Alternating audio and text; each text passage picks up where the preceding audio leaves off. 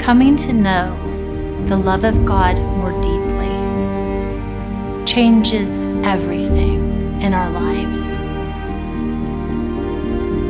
We can hear His voice telling us who we are, what we're made for, who we are to Him. We need strength for this journey that we're on. Life is moving at such a fast pace. We're so busy, and in the midst of that, we can lose heart.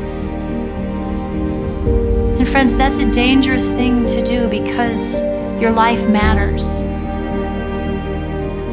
Your heart matters. Your heart matters to God. And you can get it back.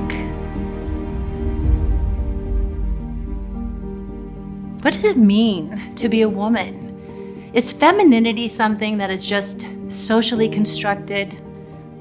Welcome. I'm Stasi Eldredge, and I am so glad that you are with us. In this 6-part series, we're going to be going on a treasure hunt. It's a treasure hunt for the true heart of God and for that deep, beautiful, feminine heart that He placed in you. What did God mean when He said in Genesis 1:26 and 27, "Let us make man in our image, in our likeness, and let them rule over the fish of the sea and the birds of the air, over the livestock, over all the earth, and over all the creatures that move along the ground." So God created man in His own image. In the image of God, He created him. Male and female, He created them. The very first thing we learn about human beings is that they are made in the image of God. And the second thing we learn about them is that they are made as either male or female. This is going to help a lot of women make sense of their lives, because if we know who we are, if we know how we're designed, it helps us make sense of our stories and plan for our future. And this can be a hard time to be a woman, which is a major understatement. We live in an hour that is deeply confused about what it means to be male or female. Well, God cares so much about that, cares so deeply about the image that He has placed in us, about gender, about your feminine heart. Jesus shares this worldview, by the way, because He says in Matthew 19:4, "Haven't you read? In the beginning, He created them male and female." The fact that you have a feminine heart is actually the most important thing for you to know about yourself.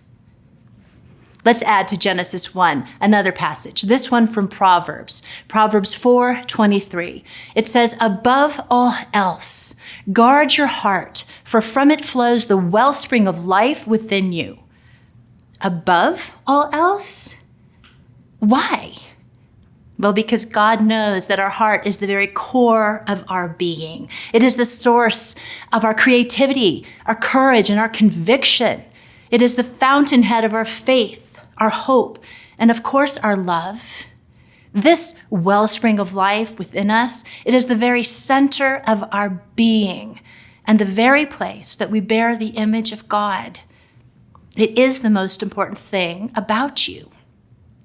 And your feminine heart has been created with the greatest of all possible dignities as a reflection of God's own heart. You are a woman to the very core of your being.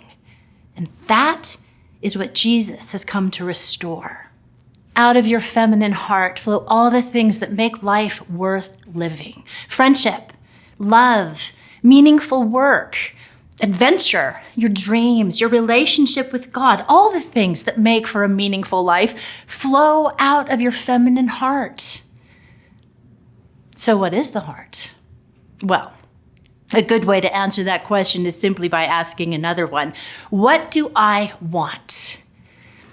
What does my heart want? No matter your age and no matter where you're from, you will find that at the very core of her being, women long for three basic things. They express themselves differently through our lives because we are made uniquely, but at the core of our being are desires that we all share. If you look at the games that little girls play, at the movies we love, at the stories that capture our hearts, you will find that every woman longs to be romanced, to be irreplaceable, and to unveil beauty.